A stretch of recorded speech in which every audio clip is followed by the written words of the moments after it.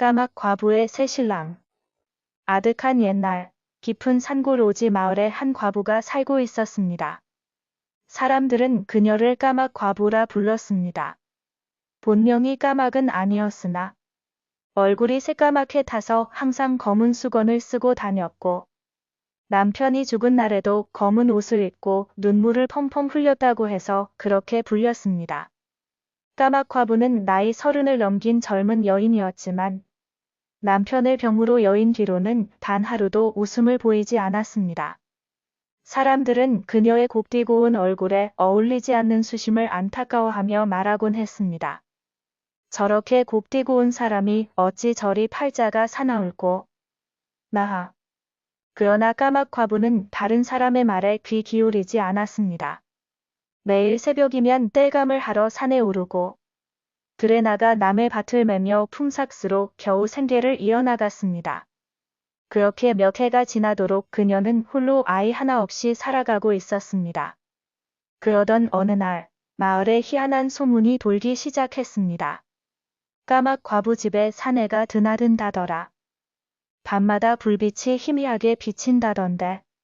아, 그 집에서 들리는 소리가 꼭 남자 숨소리 같더라. 궁금증을 참지 못한 몇몇 마을 아낙네들이 밤에 까막 과부의 집을 훔쳐보았으나 인기척은 들리지 않고 창호지 밖으로 비치는 그림자만이 희미하게 흔들릴 뿐이었습니다. 그런데 바로 다음 날 까막 과부는 읍내 장터에 새 비단 못을 입고 고운 놀이개를 찬 모습으로 나타났습니다. 그녀의 얼굴엔 처음으로 화장을 곱게 하고 있었고 입가엔 잔잔한 미소까지 머물렀습니다. 세상에, 까막 과부가 저렇게 곱게 웃다니.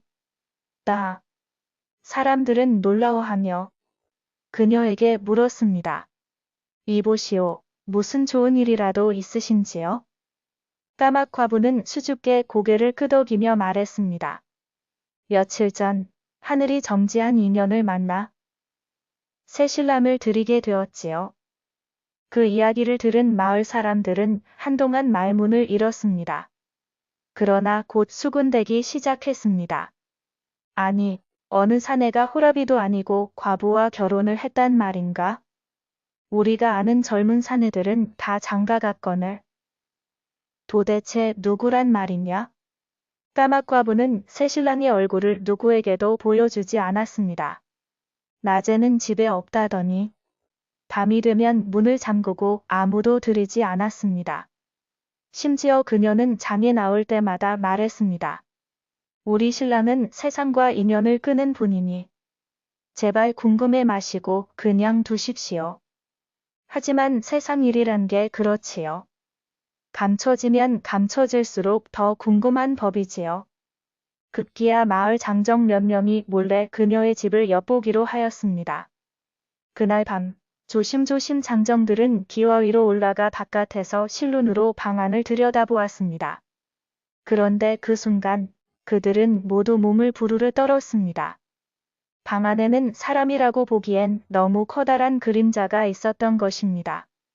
어깨는 방 천장에 닿을 듯 크고 머리는 뿔처럼 삐죽 솟아 있었으며 손은 마치 맹수의 발톱 같았습니다.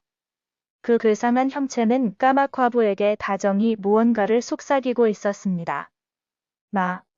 마귀다.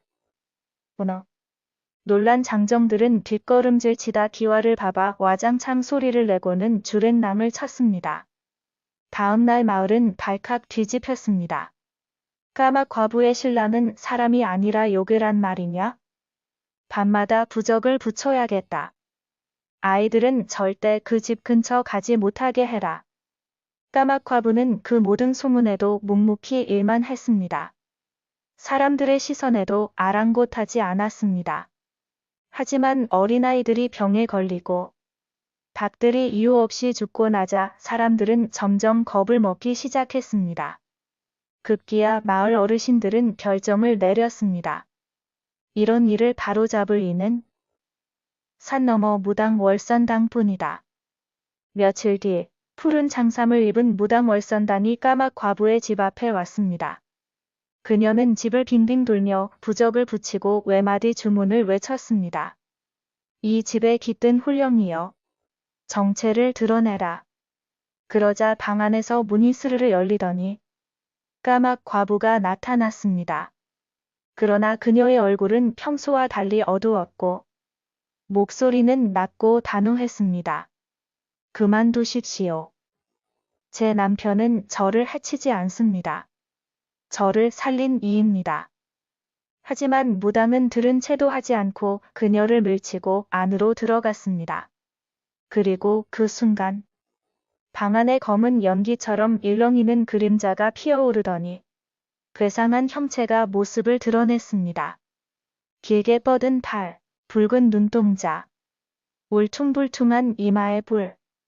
그것은 분명 사람이 아니었습니다. 그러나 그 존재는 조용히 입을 열었습니다. 나는 이 산에 버림받은 옛 장군의 넋이요. 백성을 위해 죽었건만 그 억울한 죽음을 아무도 기억해주지 않았지. 이 여인만이 나를 사람처럼 대해주었어. 그래서 나도 사람의 마음을 갖게 되었어. 무당은 침묵했습니다. 그리고 한참을 응시하다가 말했습니다. 이제는 그 정이 천년의 원혼을 녹였군요. 그날 이후 까막화부는 더 이상 마을에 머무르지 않았습니다.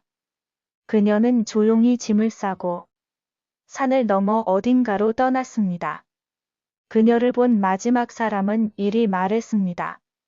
그녀는 검은 옷을 벗고 흰 저고리에 연분홍 치마를 입고 있었어요. 표정은 더없이 평화로웠지요. 그 옆에는 온몸이 인간의 형상을 갖춘 사내가 서 있었어요. 그의 눈빛은 고요했고 어딘가 슬프면서도 따뜻했지요. 이후로 까막화부를 본 사람은 아무도 없었습니다. 하지만 한밤중 산길을 걷다 보면 어딘가에서 은은한 노랫소리와 남녀의 속삭임이 들려온다고 말하는 이도 있습니다. 그건 까막화부와 이상한 새신랑이 함께 부르는 사랑의 노래일지도 몰라. 나하. 까막과부와 이상한 새신랑이 떠난 지 한 달쯤 지난 어느 날, 마을 아이 하나가 호기심에 산 너머로 몰래 갔다가 이상한 걸 보았다고 소리쳤습니다. 할머니, 산 저 너머에 연기가 피어올라요. 누가 살고 있는 것 같아요. 마을 사람들은 처음엔 그저 아이의 상상이라 여겼으나 며칠 뒤 사냥을 나갔던 장정이 돌아와 말했습니다. 산 너머 계곡 아래 풀밭 속에 조용한 집 한 채가 서 있습니다. 굴뚝에 연기가 피어나고 우물가엔 여인이 물을 깃고 있었는데 아무리 멀리서 보아도 그 얼굴, 까막 과부가 분명하였습니다. 이야기를 들은 마을 사람들은 쑥덕이며 말했습니다. 정녕 그 여인이 귀신과 사는 게 아니라 귀신이 사람으로 환생한 게 아닌가?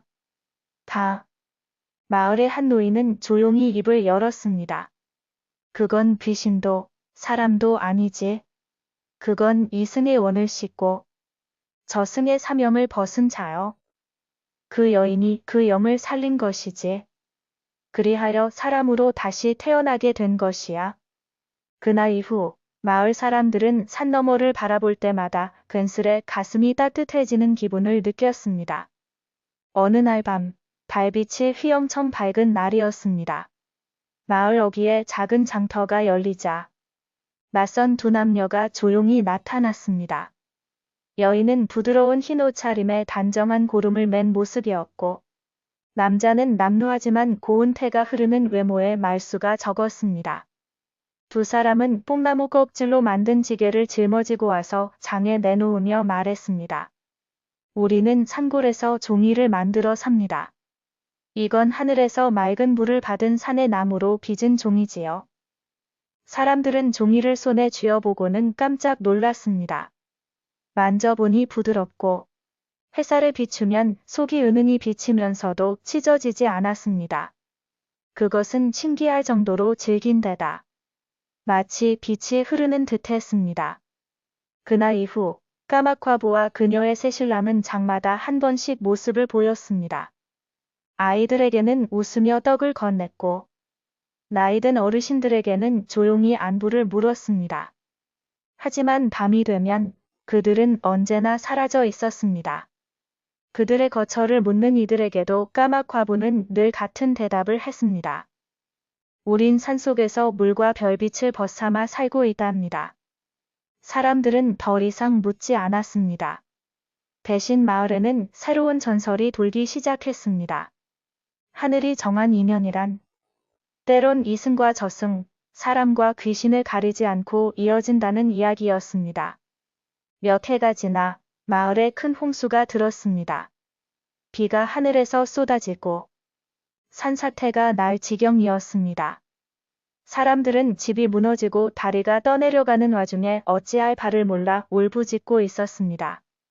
그런데 마을 뒷산에서 갑자기 커다란 소리가 들렸습니다. 쿵!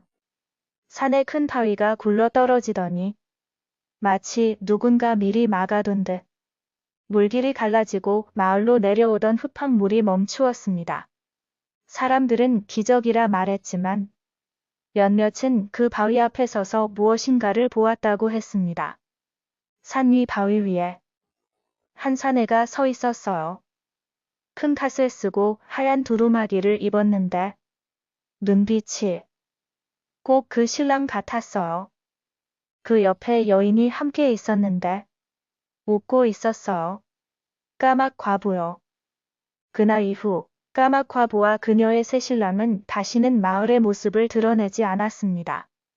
그들이 내놓던 하늘빛 종이도 더 이상 구할 수 없었고 아이들에게 주던 떡도 그립게만 남았습니다.